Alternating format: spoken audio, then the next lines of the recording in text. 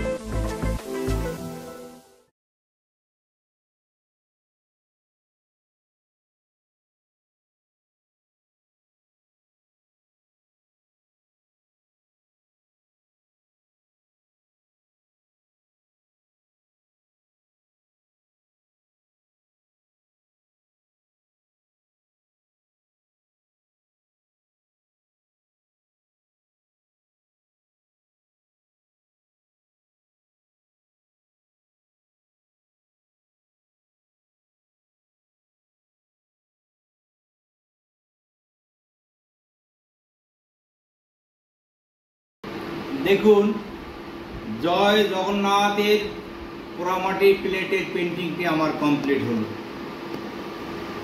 এই পেন্টিংটা কত কালারের মাধ্যমে, ফেব্রিক কালারের মাধ্যমে আমি ফুটিয়ে তুলেছি।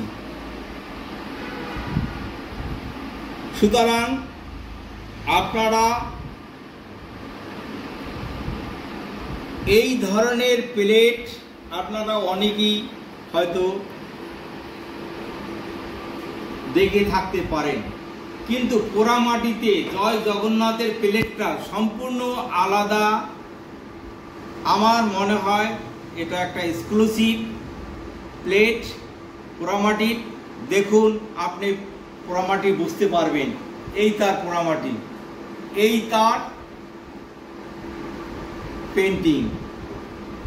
যদি এই ধরনের পেন্টিং প্লেট আপনাদের ভালো লাগে, জয় জগন্নাথের উপরে অনেকেই ভক্ত আছে, আপনারা বাড়িতে রাখতে পারবেন, এই ধরনের প্লেট ব্যবহার করতে পারবেন।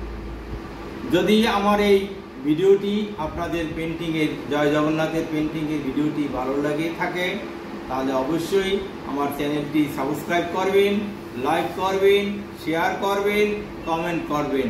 আপনাদের অসংখ্য ধন্যবাদ।